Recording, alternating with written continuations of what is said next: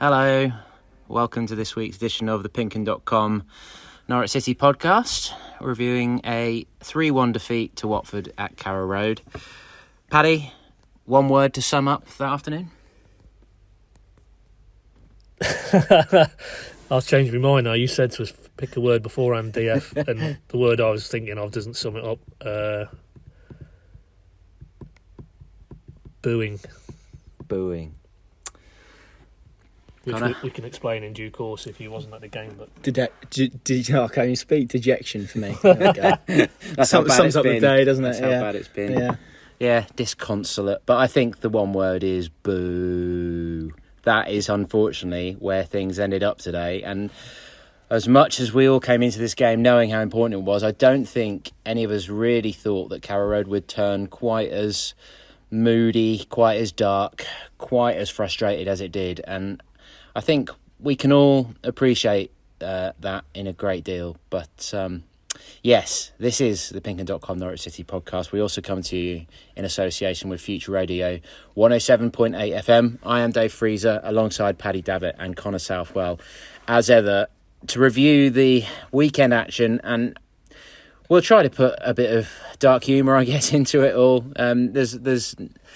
There's no point just being totally doom and gloom, but it is difficult to avoid it because that game quite literally ended with Daniel Farke veering away from the Snake Pit and the Barclay because the boos were clearly aimed at him. And a lot of this situation, unfortunately, is being laid at Daniel's door. And 5 consecutive defeats is the worst start to a season that Norwich have ever had.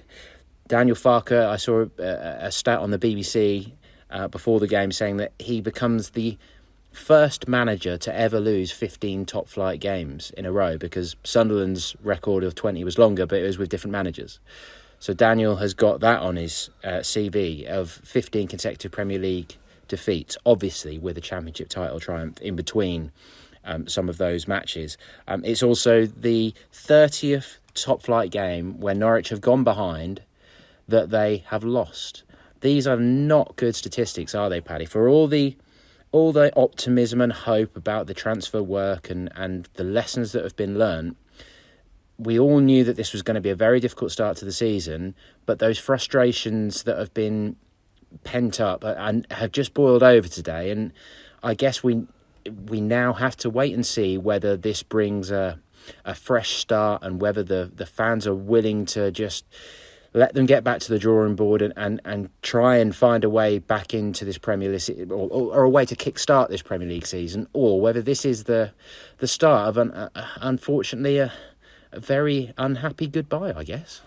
yeah, I wouldn't disagree with any of that, DF. I mean, it's more of the same. From, yes, okay, either side of that has been the most glorious, and maybe to try and balance out some of those bleak statistics, are record-breaking in terms of points, totals, Championship title win in between. But what we've seen in these first 5 games now is what we saw towards the back end of the previous Premier League season under Farke, and that is really a bit of a shambolic, so far off what is required in every aspect to be competitive. You're not even talking beyond putting enough points on the board to finish above 3 other teams. It's just, can they be competitive? And maybe that's a touch harsh, but you know, we're fresh off the back of a 3-1 defeat, which again was more of the same. You know, I look at you can obviously put Man City and Liverpool out of the equation. Really, for me, it's the last 3 games: Leicester, Arsenal,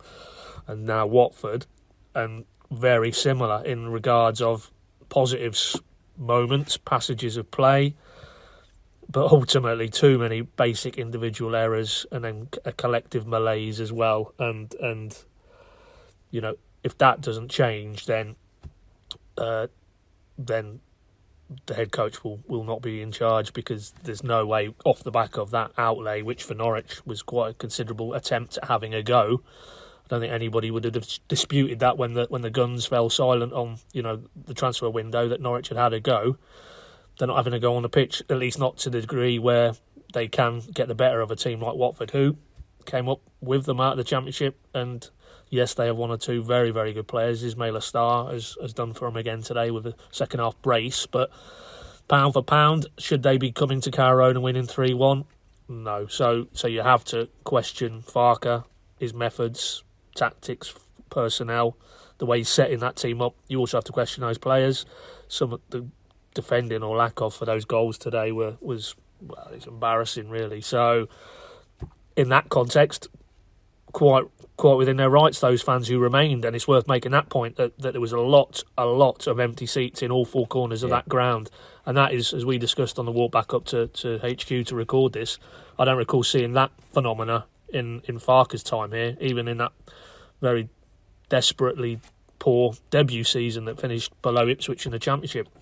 You didn't see swaves of empty seats before the end of the game, so that for me is probably the most telling signal that maybe those home fans who he asked to rally behind the cause on Friday in that impassioned monologue, they are now clearly beginning to lose faith in him and lose faith in this team, and that isn't going to end up in a very healthy place. So, it's looking pretty dark, and you just hope, without wanting to lapse into cliches, that the dark, what's that saying, the darkest period is just before the dawn. So let's hope the dawn is on the horizon, because it's acceptable that first four games, you can package that as well, where you're playing the six-time European Cup winners, you're playing the current Premier League champions, you're playing the FA Cup winners, and you're playing an Arsenal team which, okay, points-wise, started pretty ropily, but have enough quality to certainly be nowhere near the bottom end of the table. That's all well and good, but I'm not having it spun that Watford come here and win 3-1, and we should accept that.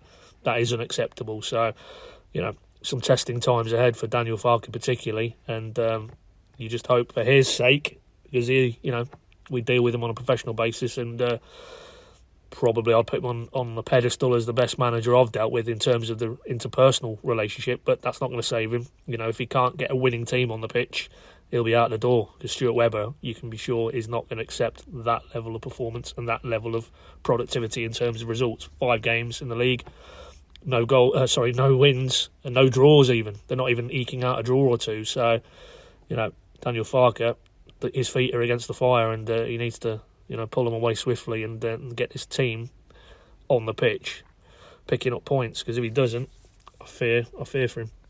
Yeah, it's unavoidable. That is how football works. There is absolutely no doubt that there is a huge amount of affection for Daniel Farke, and that I would imagine the vast majority of people listening to this will still be clinging on to hope and fingers crossed that Daniel can turn it around and find a way to get back to the attractive style of play and back on an upward trajectory, because I think he is the man that the vast majority want to be leading this club forward to the next stage of the development and avoiding the yo-yo and survival and playing Farke ball and all that sort of stuff, which is what they're trying to do. And once again, him being this sort of perfectionist and very much being in pursuit of plan A, which is seems to be 4-3-3 this year, or maybe a 4-3-2-1, whatever you want to describe it as subtly. That is the way he's gone after it. He hasn't set up to work their way into the season by parking the bus or relatively and playing a 3 at the back or whatever, those side of things. He's stuck with kind of his plan A throughout, and it hasn't paid off for him so far. And if they get through to 8, 9, 10 games and they haven't got a win, it is very difficult to stack up the reasons for him to remain in place, because we were joking about it on the way up, as you say, on the walk up, weren't we, that Xisco Munoz, if he loses 5 games in a row this season, he probably gets sacked, because that's the club that Watford are. They're quite happy for a bounce, aren't they? Whereas Norwich have set themselves up, they've set their stall up, they've just given Farke a 4-year contract. They want that continuity. They want him to be the man that leads this club forward, because he's got that persona and that personality, and he's had such success in the Championship. But the club cannot just abjectly roll towards relegation and show blind faith to someone if the results are not coming. And unfortunately, there hasn't been enough, even with all the context that we put it in. And it isn't about, Connor, I don't think, just this game in isolation, is it? It's not just this performance, because that could easily have been a 2-2 instead. They may have even drawn a 3-3 if things had fallen for them here and there. But for the PA to read out, there's 4 minutes of added time, and it literally be greeted by nothing, not any kind of encouraging roar or cheer or just any kind of emotion. That doesn't feel like Carrow Road to me. And I guess we're probably, I think you pointed out on the way up, didn't you, that when we were walking up to HQ, that that's probably a knock-on effect from the behind-closed-doors football. Yeah, I think it's a lack of belief, to be honest, and a justified lack of belief, because, let's be frank, the last time Norwich fans were in Carrow Road, they were losing football matches, with the exception of obviously the last one against Leicester. They've come back and they're losing football matches, and if you're someone who's paying money, you might argue what's developed, what's changed in that season, irrespective of obviously a title-winning campaign. And I was kind of thinking to myself there when Paddy was speaking, if the dawn is Everton and Burnley, then yeah, might be a slightly darker night yet. yeah, that's my fear. And I think in the opening 5 games, in the opening 10 games of a season, particularly from a Norwich City perspective, you just want to see a little bit of evidence that this time's going to be different, that the narrative's going to change. And you hear all these people who come on national radio, and I don't want to say they're a laughing stock, but immediately people write them off. Norwich are going down. Yeah. Simple as that. And you get fans who are really arguing against that. Here are the reasons, X, Y, and Z, and it just doesn't seem that they're capable of breaking that narrative of showing people why they're capable of staying in the Premier League. And I think what makes this defeat so shocking, really, is the fact that they're playing a team that have come up with them, and they were comprehensively beaten in the end. And we talk about those periods in games. It was similar with Arsenal. It was similar with Leicester. They're well in the game. It looks like they're on course to at least get a point. If you can't win the game, don't lose it. And they can't do that. And that's the difference between teams that stay in the Premier League and teams that don't. Ultimately, is that they manage to get points out of situations where they seemingly can't. And yeah, and that really is it. It's the sinking feeling that we've been here before, we've seen it before, and that it doesn't. We've yet to see any real evidence that it's going to change in terms of what we've seen from 2 years ago, from the season under Alex Neil, from even going back before that. It's Norwich City and the Premier League, and it feels like that is a narrative and a relationship that, irrespective of what they do or what they try or who's in charge, at the moment they seem incapable of breaking. And until they do that, I think this lack of belief that is in the crowd will continue, because as I said, there's nothing to suggest that this time's going to be any different to the times we've seen before. And that is the really disappointing bit, because as we sat here a few weeks ago talking about a transfer window where they brought in seemingly real talent, and it looked like they've got the depth and the quality to, as Paddy said, at least compete at this level. And at the moment they are doing that in periods within games. I thought there were elements of today's performance that were pretty good in parts, but equally we can't sit here talking about bits of performances, bits of moments, little and clinging on to those moments, because it's not going to keep them in the Premier League. There needs to be consistent performances. They need to be results, and there needs to be points. And at the moment, they're probably struggling to get any of those 3 things. Just before we get stuck into the game as well, Pad, we obviously had this sort of 15-minute monologue from Daniel Farke on Friday at the pre-match press conference, which has created a lot of waves. It surprised people, and I don't think some people took too kindly to the tone of it in terms of the fans. Daniel sort of set himself up on a bit of a pedestal, almost a little bit, didn't he? And set himself up for a fall, perhaps, in the way that he was. I don't know. I was surprised how he was having a go at people moaning about team selection and things like that, which, that's football. People debate team selections. That is what people do in the pub. When that game finishes, people are saying, well, he should play 3-4-3, he should play Sargent through the middle, he should play 4-2-3-1. That's what football is all about. But he really went pretty strong on it, didn't he? And to then lose the game on the back of that surprise sort of rant, I don't think has left him in the best of light, with just judging by the reaction of today and stuff. But people didn't take kindly to it. No, clearly not. And he said it. He put it to him after the game there, post match, and he said it was designed to fire up. I think was his actual words, fire up the supporters. And he felt they did until obviously it goes 3-1, and then the oxygen gets sucked out of everything inside the stadium. But he felt, more or less, that what he was aiming to achieve, he did achieve, that the fans were up and bouncing and driving the players on. But ultimately, my take on it was that he was more or less suggesting there's an element of the fan base who aren't quite on board with what they're trying to achieve and believing in the Norwich way and how they want to go about it, and then maybe sort of directing criticism unfounded in his opinion towards X, Y, and Z player, and he went through the individuals he felt needed defending. But ultimately, what this boils down to is if you ask the fans to play their part, then you have to play your part. And him and his players have not done that today. They haven't held up their end of the bargain. So those fans are now well within their rights to vent their frustration and displeasure, because if you're a fan and you're being asked to support your team and do everything in your power, and you're doing that, or you turn up and do that, you want the very minimum from the manager, the head coach, and those players. And to see the same mistakes again, both in terms of what Farke's doing and what those players are not doing week on week, when does it change? Which is justifiable if you're a Norwich fan and you're being asked to row in behind and stick to the path and believe in what Farke's trying to do. Give them something to believe in, give them some evidence, tangible evidence, not in 15-minute clumps of games or, sections of games. Give them actual, tangible, irrefutable evidence that they can go out and set their team up in a way, and then they have the enough quality in the ranks to go and get a positive result. And until they start delivering some results, then talk is cheap. And really, I think he needs to probably not go down that path again in the next couple of games for sure, because it's ultimately, if you're a Norwich fan leaving the ground today, you don't want to hear any more from your head coach. What you want now is action, and by that I mean a performance that is good enough to get a result. Yeah, it split people, I think. Some people enjoyed the passion, and we've seen it plenty of times before from Daniel, haven't we? These sort of long monologues where he goes around the houses, but he's got a point buried in the middle of it all.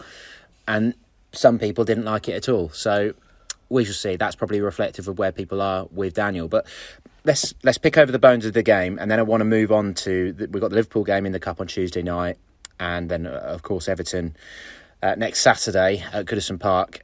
The team, when the team dropped, Connor, considering what we were just talking about there, and I should probably just add that I was a bit concerned to hear Farke getting so wound up about team selection stuff, and I don't really know where that's got back to Farke or how it's getting in the camp. If players are on their phones before the games and looking at what people on Twitter are saying about Daniel's starting 11, then that is something that shouldn't be happening. That isn't ignoring the noise, is it? Anyway, let's go through the game. When this starting 11 was announced, it was pretty resounding positivity, wasn't it? 5 changes. Kabak comes into central defence in place of Omobamidele. Norman and Gilmour come into midfield in place of Lys, Malou and Rupp. And then Kieran Dowell and Jolis drop out. Dowell not in the squad at all. Jolis on the bench. And it is Josh Sargent starting on the right and Milot Rashica starting on the left. And yeah, I think people were happy enough with that, weren't they? Yeah, I think so. And we sat at the Emirates last Saturday and we were listening to Daniel Farke talk about how excited he was to get a full training week with his players, and how that would give him an opportunity to assess the squad. It would give Norman and Kabak an opportunity to really sort of integrate themselves into the group. I think there was probably an element of them two probably rocking up at the Emirates not knowing everyone's name. I think that's probably fair enough after sort of arriving back from international duty and then being kind of thrust into a Premier League game. So I think you could see his logic there in terms of leaving those two out. So I think if you're a Norwich City fan turning up today and looking at the team selection, I don't think you'd have had any grumbles. And like you say, I think it does become an issue when that kind of feedback is getting into the camp, and it's not necessarily the fact it's getting in, it's the effect it has on certain individuals. And it's not necessarily... Look, Lucas Rupp is a vastly experienced player. He's in his 30s. He's played 150 games in the Bundesliga. I think he's probably big enough to take what is thrown at him. Likewise, Teemu Pukki. Obviously, I think it's maybe different with some of the younger lads, but that has to be a concern. I think the fact that we hear so much from them about ignoring the noise, and that clearly hasn't been the case over the last week or so for whatever reason. So, team selection was fine. I think maybe a few grumbles around shape, as there is. I mean, the big thing for me is you look at how Norwich City won the Championship last season and how they attacked it, and they've kind of lost 2 integral parts of what they did in Buendia and Skip. They've tried now, after getting promotion, to try and do something radically different to what they were doing, both in terms of shape and in terms of approach. And I think that's really interesting. I'm not quite sure we've seen the evidence yet that this shape is going to translate into results. I think it definitely makes them more competitive for large portions, but it's not doing enough it's not translating into particularly consistent performances over a 90-minute spell, and it's not translating into points either. So that's a little bit of a concern. It's the wide element for me that I don't quite get. Like, if you looked at today, Watford's fullbacks and wingers were both right wide on the touchline and just bypassing McLean and Gilmour completely. So this 4-3-2-1, whatever you want to call it, or 4-3-3, they were just going around it. Yeah, well, that and equally, there's some real issues with when they press. There was an incident in the first half where essentially 5 players went to go and press Watford in possession, ends up with Danny Rose, and there's just a ball that essentially splits right through the heart of them, and Ismail Assar runs onto, because you've got 5 players who have gone and 5 players who have kind of stayed. And if you're going to press, you have to be all in with it. You have to go as a collective and really condense the space. Otherwise, you leave gaps open, and that's a real issue. And there were some signs that certainly for portions of the Arsenal game, and again we're talking about portions, that had kind of looked like it had been addressed to an extent, and it was more an issue of knowing when to go and when not to go, whereas today we were back to Leicester realms where it looked completely disjointed, and that is probably it at the moment. You've got a defence that is conceding goals, a midfield that looks disjointed, and an attack that doesn't look like it's going to score. And they're pretty fatal problems for any team at any level, let alone the Premier League. And when you throw in individual mistakes and the type of defending we saw for both the first and the second goal, it's not pretty. And if it continues in that vein, then we're going to be in for a very tough season again, I'm afraid. Yeah, well, let's break that down further, Paddy, because Farke has sort of suggested, hasn't he, that maybe people are too obsessed with base formations, as he likes to call them, which emphasises the fact that formations are not rigid. But I don't know, when you look at particularly, I think, was it the third goal? Yeah, the one with the McLean sort of shank in the build-up. There's not really a back four there, and if I'm Graham Souness on Monday Night Football or whatever, I'm like, where's your back four? Where is that line that is holding firm against that? They're all over the place. There's gaps in between them. But anyway, let's start with the first goal. And Ozan Kabak did some very good things in that first half, didn't he? I think we saw, particularly in the first half, flashes of class from Norman and Kabak, but that goal did not reflect well. I mean, that probably reminded us that he's only 21. And that was his first club game, competitive game, since April as well, to take Daniel's point about why he didn't rush him in against Arsenal. So I would excuse him that. I mean, there was some serious errors that the ball was allowed to come in as easily as it did from the left-hand side. If you look at it again, not sure what McLean, Gilmour and Williams between them were doing, but they were far too easily played around to allow them to fizz that ball in. And Rashica, I think, rather than Gilmour, yeah. Yeah, okay. But Aaron's, he's just let Dennis go, and he's come on the blind side and the ball's gone over Hanley. So it's a catalogue of defensive errors, which, if you stitch them together, makes for a very poor concession. And but on Kabak, after that, prior to half-time, there was a goal-saving block, I would suggest, on Josh King. I'd have to see it back again, but in real time, it felt like that was a very timely intervention, and I like the way the ambition he showed to bring the ball out and the composure. There was more than one or two occasions where we saw that. So over the entire piece, I was very encouraged by him. But whether him alone is going to be able to plug this defence, I'm not sure. But I think you could see with enough game time and enough miles on the clock that he is an upgrade on probably what they've got in that central defensive area. So that, for me, if you want to cling to a positive or two, I think over the next period is hopefully going to translate into a far more robust defensive effort, but it's going to take far more than that. And Norman, to an extent, if you want to just sort of touch on him, I mean, again, Farke highlighted that he let I think it was Josh King run off the back of him for Sarr's first goal to make it 2-1, but then he also caveated it in terms of, I think there wasn't a lot of fuel left in the tank, and he got substituted anyway, which looked like a pre-planned move for Cantwell, I think it was, a few minutes after. But if you take that out, of course, he put the assist through for Timu for the Norwich equaliser, and I thought there were signs in that very fertile spell after half-time where you could see, that he could put a few fires out, and his sort of defensive instincts were very sharp. And again, a bit like Kabak, I'd file it as, one or two issues, and unfortunately were led to the goals, directly or indirectly. But overall, I think he'll be an upgrade on what they haven't had in that area of the pitch since Skip left. So, we can but hope that those two now train on from encouraging, if not quite the wow debuts we were hoping for, but still I think they will prove, hopefully, that they were decent additions in the final stages of the window.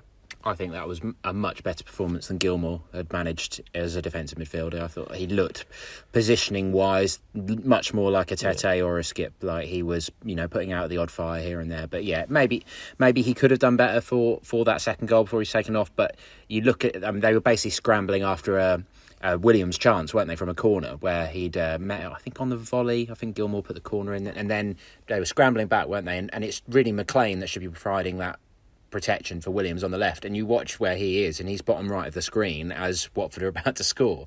So they weren't. I mean, Kenny probably had one of his poorest games for Norwich in a while, given how consistent he's been for quite a long time for Norwich. But there was the positive of the goal. Teemu Pukki finally scoring from open play in the Premier League for the first time since December 2019 at Leicester, I think I'm right in saying, before he broke his toe. He scored 3 penalties since then, hasn't he? And his 69th goal for the club, which moves him level 9th in the all-time list. He's now only a goal short of John Dean. I think, what did I say earlier, 9 goals short of Grant Holt. So, he's moving his way out. And it was a lovely finish as well, wasn't it? From a very nice pass from Norman. Yeah, vintage Pukki on the shoulder, ball in behind, clever movement, and he executes it perfectly, really. The issue hasn't necessarily been him in front of goal. The issue has been working opportunities for him in front of goal, and this was one of the few that we've seen. And actually, I felt that compared to last week, where he was very isolated, he had probably the fewest touches of any starting Norwich City player. Today was much improved on that front in terms of connecting him. I felt Sargent's inclusion was useful in that. Those two linked up pretty well at parts, and you could see what they were trying to do in terms of Sargent on Rose and trying to utilise the height advantage there. He was a bit of a blunt instrument at times, but quite effective with how he used it. I mean, he doesn't particularly give me the impression. It reminds me a bit of Cameron Jerome, to be completely honest. The Ginger Jerome. Yeah, he just never. It doesn't really look like he's a natural goal scorer, but does a lot of stuff out of the box very well. Physically is quite imposing. He's a real handful, I think. He was like a wide forward more than a winger, wasn't he? Yeah, he was. And for bits of the game, looked really bright and looked really on it. He's a willing runner. He presses well. And I think the fact they got him a little bit closer to Pukki helped Teemu a little bit more, because when you think back to that first championship season and the way Marco Stiepermann essentially eased the physical burden on him and ensured that defenders had a little bit of physicality to deal with, and that opened up spaces for Teemu. I think this was kind of a similar idea, and particularly sort of back end of the first half caused real problems for Cathcart in particular, I think, in the back line. But thereafter I think Watford became a bit wiser to it and probably snuffed it out a little bit easier. But the goal is, I think, what everyone wanted to see in terms of Teemu. We speak so much about the system, and maybe again we speak about it being a little bit disjointed. They were today, essentially playing a winger on either flank, and then Sargent not so much as we've kind of touched upon, but certainly one winger, and you're working the ball into crossing positions, and then you've got someone who's not the tallest and not particularly he scored one header for Norwich, I think, off the top of my head, against Stoke, unless memory serves. So you're essentially working one with his heart at He QPR. did. So you're essentially looking to cross the ball for someone who doesn't really head it. So that just feels disjointed again. If you can carve out these sort of opportunities for Teemu Pukki, there is no doubt around him, and I don't think it's people doubting Teemu Pukki the player. I think it's people doubting Teemu Pukki's place in this Norwich City system, because if they persist with this 4-3-3, it's difficult to see him doing what he did today, essentially. But I felt it was a step in the right direction, largely because of Sargent's inclusion, and the finish was vintage, really. And like I say, no one can kind of doubt his statistics in a yellow and green shirt, because they're tremendous. It's just his place in this system, and that's what needs to get solved amongst a host of other things. But if we're talking about a three at the back and looking ahead, if you're looking to play Sargent and Pukki as a pair as part of maybe a 3-5-2, I think that today, on today's evidence, there would be a lot of promise in that. Yeah, it's about keeping things respectful in terms of Pukki, isn't it? Because he is a legend of the club already, a walking legend, and he's going to go down. Well, he's always going to be remembered as one of the great strikers that the club ever had, as Daniel sort of mapped out. So, yeah, I think I've not really seen a great deal like you framed there. I haven't really seen a great deal of sort of people slagging off Pukki or anything. It's more been questioning whether he's the right man for the job. And there were boos when Sargent was taken off, but particularly from the sort of snake pit, we're not happy to see him being taken off, because I think just the amount of effort and grind that he'd put in had shown that was really what they needed, and he was providing a bit of a focal point. He was trying to find Pukki, and they were linking up a little bit here and there. So yeah, he's clearly becoming a little bit of a fan favourite already, but he did come into the game with a sort of hamstring niggle, didn't he? So I guess that was, again, like you said with Norman, perhaps a bit pre-planned.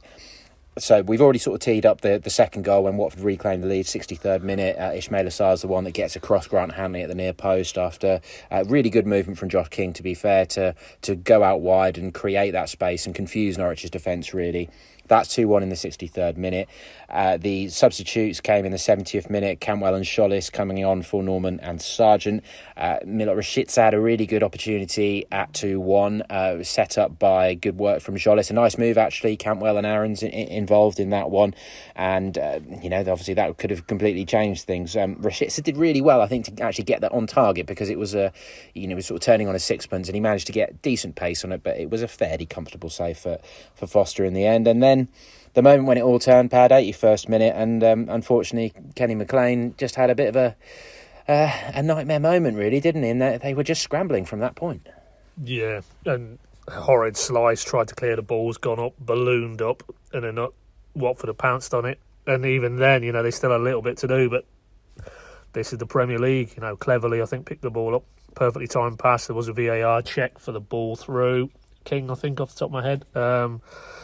VAR rightly overturned. I think the assistant had put his flag up when the ball went in, but Kabak's trailing leg was clearly behind King. I think Krul makes the save, doesn't he? And then Sarr, what a player he is, he's on hand, quickest to react. Just that sharpness, that clinical edge, that quality that you want to see from Norwich. When Norwich get openings, are they punishing teams? No is the answer. Not sufficiently to get a result, that's for sure. So the boots on the other foot, they have to learn. I mean, okay, the actual McLean slice, that can happen.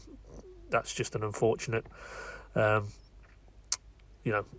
thing that could happen to any player at any given moment. But thereafter, there's still work to do from Watford. But it's just the sharpness of thought, the sharpness of deed, and the execution. And if Norwich aren't able to muster that type of quality at the top end, we've just talked there at length about Pukki and Sargent and Rashica, but you still don't feel they possess the real sharp potency that they need to find on a regular basis to trouble teams at this level. And that is the Premier League, that a team who came up with them, Watford, they possess it.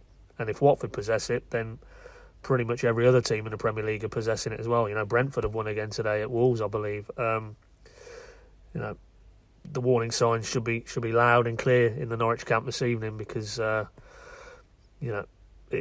there's nothing really they're giving fans or anybody connected to that club to convince you this is any different than 2 seasons ago. And 2 seasons ago, to repeat what I said right at the outset of the broadcast, they were embarrassingly poor and so far adrift of what was required.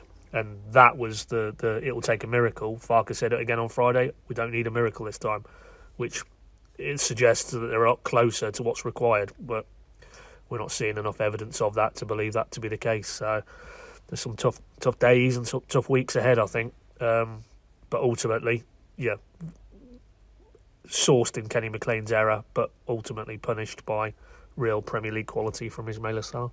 And unfortunately for Tim Krul, because he had made a good save, and then Sarr follows it up. But VAR gets it correct. Kabak's foot just is playing King on, isn't it? And we've got, as media in the press box, we've found ourselves in quite a strange position now, haven't we? That when the crowd are waiting for VAR, people start turning around looking to our reactions because we see it first on the screens that are above us, and we all saw as first replay we knew it was going to be given, didn't we? We were like, oh, he's onside, his foot, he's playing him onside.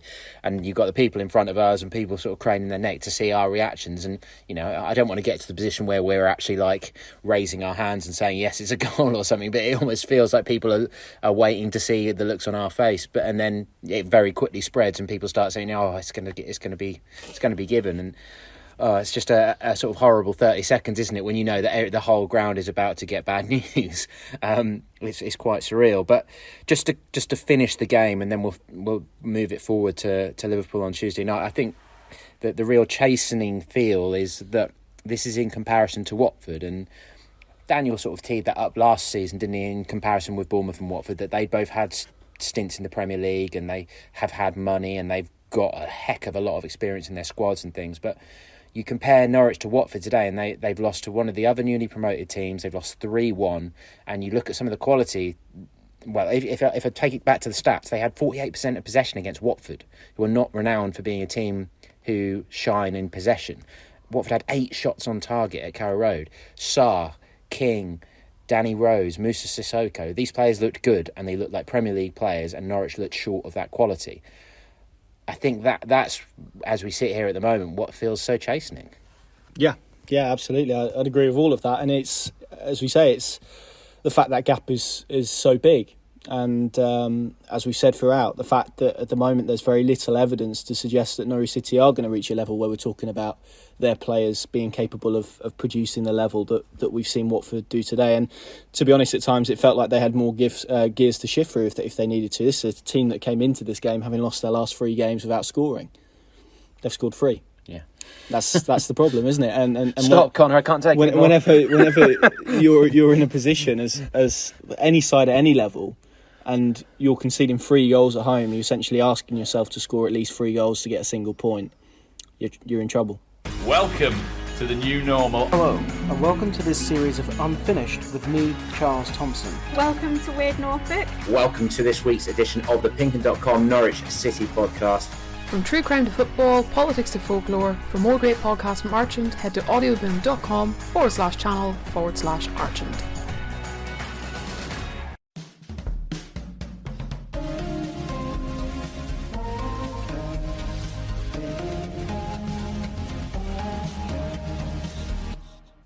Oh man, right, Liverpool, Tuesday night, League Cup 3rd round. The Bournemouth game was great fun, wasn't it? And it was rejuvenating, and it helped things, and it helped get minutes into players, and they've sold it out against Liverpool, even though it's probably unlikely that it's going to be a full strength Liverpool team.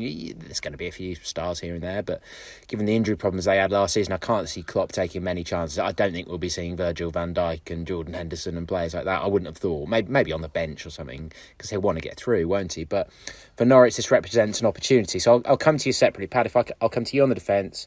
Connor, I'll come to you on the midfield, and then collectively we'll sort of finish it off from there. We can start off with Angus Gunn starting goal. I think we can say that almost certainly. And Tim Krul didn't really do anything wrong today. I don't think his distribution was probably a little bit better than it was at Arsenal. He made a few good saves, so he's probably shelved any immediate concerns about Angus sort of pushing for his place, unless Angus has a real sort of blinder on Tuesday night. But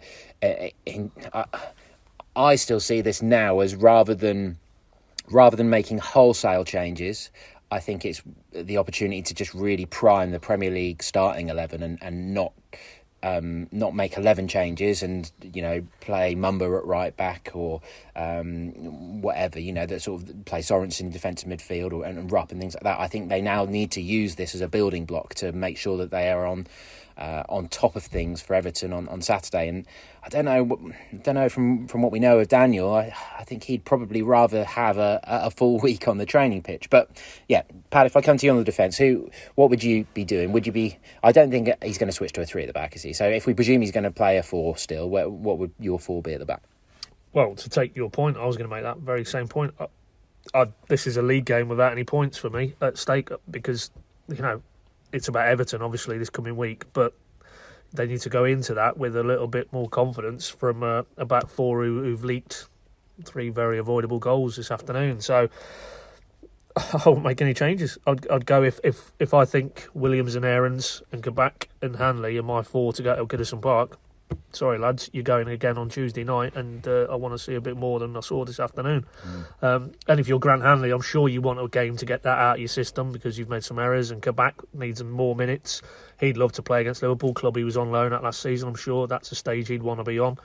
And the 2 fullbacks, they need to start building that understanding as a 4, as a unit. So whether Farke sees it that way, time will tell. But for me, it's an opportunity really to go again and basically say, look, I believe in you 4 at this stage in the season as my strongest back 4. But what we saw today wasn't really acceptable in the key moments. Go out there. Take your point, Liverpool will change it up, but whoever they put in there attacking areas will still be decent. I mean, if it's Divock Origi, he's a very good player. Champions League winner. Played very well the other night. Got a lot of praise from Jurgen Klopp, didn't he? So, if it was him, et al., and then that's still a sizable Premier League grade test for that back 4. So, and as I say, if they then, maybe the result still goes against them and they're out of the competition, but if they've put in a decent performance as a defensive 4, then you can build a little bit of confidence to go to Goodison on Saturday, which is really the biggest game of the week, obviously. But I wouldn't personally want to see Omobama Daly, Gibson, Yanulis and Barley Mumba, for example, because none of those 4, I think, are going to be in the starting lineup come Saturday 2:00.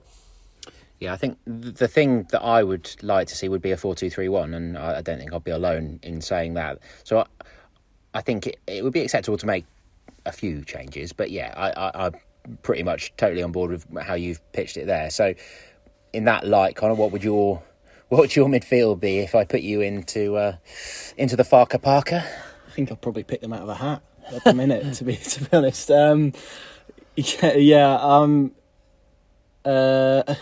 I think Norman will probably play again. I think Lee Malou might come back in. I'm not quite sure who would occupy that final spot if he was going to stick with a 4-3-3, to be honest. Jacob Sorensen wasn't in the matchday squad today. He's probably the only midfielder we haven't really seen, with the exception of Bournemouth. So he might feel there's an option there. Wouldn't particularly surprise me if Lucas Rupp came back in for this game. Could see McLean playing. So I think this is probably the difficult area of the pitch at the moment, because I don't think there's really anyone who's nailed down their position. I think Norman's probably done enough to keep the shirt for Everton. Whether again Daniel will take a stance on his fitness or not, given he was taken off early today, but that's a man who's been playing for Norway and has played in the Russian Premier League already this season. So yeah, I think I'd edge towards a Norman, Lace Malou and someone else, probably McLean, I think, as those midfield 3. And then am I doing out wide, or do you want to do out wide as a collective? Are you including that in the attack? I'll take it up from there then. Okay. I'd go Lee Malou and Norman to start with, but I probably wouldn't give Norman 90 minutes. You'd say you've got an hour, go and make sure we win that game, and then we'll get you off for the final 30, because you wouldn't want to be flogging anyone in these circumstances. For me, if I'm going with 4-2-3-1, I'm then Cantwell in the 10, probably Scholes on the right, and I'd maybe bring Dow back in on the right, unless there was no mention of an injury or anything, was there, after the game? I don't think Didn't put it to him, to be honest. No. But there's another presser on Monday, isn't there? So we'll find out. And then I would be perfectly happy for Sargent to play up top for that one, because we know what Pukki can do. I don't think we need to see that from Pukki. I'd say it's more an opportunity for Sargent or Ida. That's one of the areas I'd be happy enough. What do you make? Yeah, no, I'd spot on, mate. Yeah, I wouldn't disagree with that. Maybe again with an eye on Goodison. Dow will be desperate to play obviously against his old club, but is he going to edge out Rashika? I mean, it could be a good.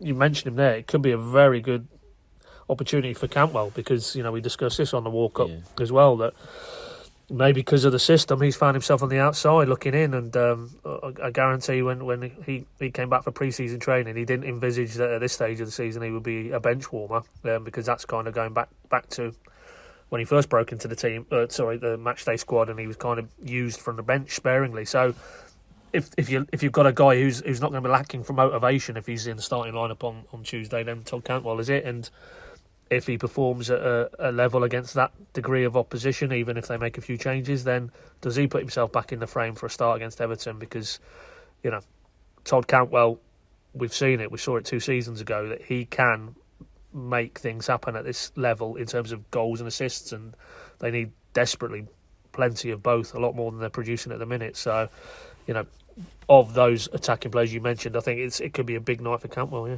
Yeah. Now, as you were mapping it out there, I think maybe I would stick with Rashica ahead of Dow, but I just want to see Cantwell in the 10. I want it to be a 4-2-3-1. Because otherwise, I have ended up making quite a few changes, and I do want to see them stick with the majority of the team that are going to go for it at Everton. Connor, if you just want to get up on your phone, the match has finished while we've been recording, hasn't it? Everton lost to Aston Villa, was that right? 3-0. 3-00. So that's are they back yet from their Croatian island or whatever it was? Yeah. After their whole Argentina I'll tell you fuss. in due course. But I mean that's a helpful. They're in the League Cup, result. aren't they, Everton? I'm pretty sure. So they'll have a League Cup time midweek. Yeah, so they lost 3-0. Bit of a 9-minute collapse really. Cash 66, Digne own goal 69, and then Bailey on 75. So it's not ideal. It's not really ideal when Norwich are going to head to Goodison Park, and Rafa Benitez is going to want to see a response, isn't he? So again, Norwich probably find themselves under difficult circumstances, but equally they've got to show a response themselves. So, and it's a place that they won 2 years ago, if that means anything at all. Just quickly have a look whether Godfrey was back and whether they've got that League Cup game. But Pad, yeah, I mean, a Rafa Benitez team, they have started the season pretty well, haven't they? And obviously they've got some real top quality. That is not going to be easy at all. Just to interject, doesn't look like Jordan Pickford he didn't play. It was Begovic in goal. Godfrey did return but played right back. Looks like a few others missing as well. Calvert-Lewin is obviously out for a few weeks, isn't he? Rondon played up front. So yeah, they've got a few selection issues. Rondon, I didn't even know he was there. Yeah, they've got a few selection issues heading into that Norwich game, but how much it will affect what we see next Saturday is going to be interesting. Separately, while we were talking about Liverpool, is Xherdan Shaqiri still a Liverpool player? No, he's gone to Lyon. Yeah. Lyon. Oh, it's not a bad move for him. No, at least we haven't got to worry about him. But yes, Pad, to bring the show to a close, Everton, Burnley to follow that before the international break. The dawn. I nearly swore there when you mentioned Burnley. It's not going to get any easier, is it? No. I can just picture Sean Dyche now in his post-match, or even his pre-match. Well, you do a good impression of Sean Dyche. Apparently so, yeah. I just talk normally. I don't even try and do an impression, but you can just, I can hear it now, and my mind goes back to that infamous Burnley Project Restart game. I think it was Norwich's last game of the season, wasn't it? Where Dermich and Buendia both got themselves sent off. Yeah, last home game, I think. Yeah, and he was lit non-stop in the officials' ear, appealing for everything. I'm not saying he put any undue pressure on. You can make your own mind up on that. But in terms of, is there one venue in the Premier League, if you desperately need a result, which might be the case if they don't get anything at Everton, you don't want to be going, it's Burnley, isn't it? And the style of play, cutting the image of their manager. But those are the cards they've been dealt. So, it's... as we said at the start, maybe it's going to get darker before it gets lighter because now, off the back of that Everton result, that's a very un-Benitez performance to be a side who leaked 3 goals as they've done there at Villa Park. So that probably increases the degree of difficulty, which was tough enough already. And then thereafter, Burnley. So ultimately, what they'll need in both of those away games is to show far more backbone for me, because they're going to be under the pump at spells. That's the nature of it when you go on the road in the Premier League, and certainly the Burnley game, it'll be a physical challenge laid down. So can they stand up to that, and can they be far more resilient and resolute as individuals and a collective than we've seen thus far, and certainly we saw in the second half against Watford. And if they're not, then we'll all pitch back up at Carrow Road, the other side of the international break, for Brighton, and if they haven't got a point on the board, then I think we all know how that one's going to get packaged in the build-up. So, let's hope we're not facing another series of is this a must-win, Daniel? Because it might be a must-win for that man's own future, I think. Oh, wow. I'm going to need a whiskey when I get home, I think. But, we're not here to sugarcoat things. We shouldn't try to sugarcoat things. We're trying to paint as an accurate picture as possible, and I feel like it was a dark day, unfortunately. If they'd have won today, equally, that's why it felt such an important match, because if they won today, they had lift-off and all that belief would have surged through, wouldn't it? And everyone would have just forgotten about those opening 4 games. We're like, right, here we go. We're in the Premier League. We won the Championship last year. Let's go. But after the way things shaped up today, it's just impossible to be too positive about it. And the only way is up, hopefully, because they have got to go back to the drawing board now and find new answers. Because if they just keep persisting with what they're trying to do and it keeps going wrong, then they're just leaving themselves open to complete criticism, aren't they? So, as the mantra goes for them, they have got to ignore the noise now more than ever, because this is going to be a serious test. And as I said earlier, I really do think the vast majority of Norwich City fans will hope that Daniel Farke finds a way through this and finds some points, finds some wins, and finds a way to start playing Farke ball again with these new players, with these new personalities, so that the club can find a foothold in the Premier League and try and change the narrative, because we're all going to get sick of it. And if they do go back down to the Championship again, I just don't think there's going to be the same enthusiasm for it next time round, because people are going to start to think, as some people were saying after they went down last time, what's the point? What's the point of chasing promotion if it's just going to lead to doom and gloom? And unfortunately, that is where we are. But there is a long way to go. There will be, I'm sure there are people listening. We can replay this in May when they've stayed up, and we can all have a good laugh. I sincerely hope so, because there will be glass half full people who are listening to this right now saying, come on lads, it's only 5 games. Of course, this was not a fatal blow, but it's very, very difficult to not be concerned about what's happening right now. So we hope that has framed things accurately. We hope that it has helped to get things off your chest a little bit wherever you are listening in the world. I'm sure that you're not feeling particularly happy about what happened against Watford this weekend, but we can look forward to the Liverpool game. Slightly different vibe to that one. League Cup action. Hopefully they can get through to that, and there can be that little bit of rejuvenating feel to help us all have a little bit more bounce in our step heading up to Merseyside next weekend. Paddy, Connor, thank you very much for your thoughts. Thank you very much for listening. We will, of course, bring you all the latest ahead of that Liverpool game. We'll be at Carrow Road. Well, I won't be at Carrow Road, actually, will I? I always try and... You will. Well, you will. Well, I will. Yeah, That's true. That's very true. I'll be at Carrow Road, but I may have a beer in my system, which will be different to a usual match day, because I try once or twice a season, if possible, to go to a game with my dad and just enjoy it, and as a fan, and have a couple of beers, and that seemed like a perfect opportunity. So I'm quite looking forward to that. So sorry, boys, but I hope things don't go too badly for you up in the press box. But we will leave it there. Thank you very much for listening, and we'll catch up with you very soon.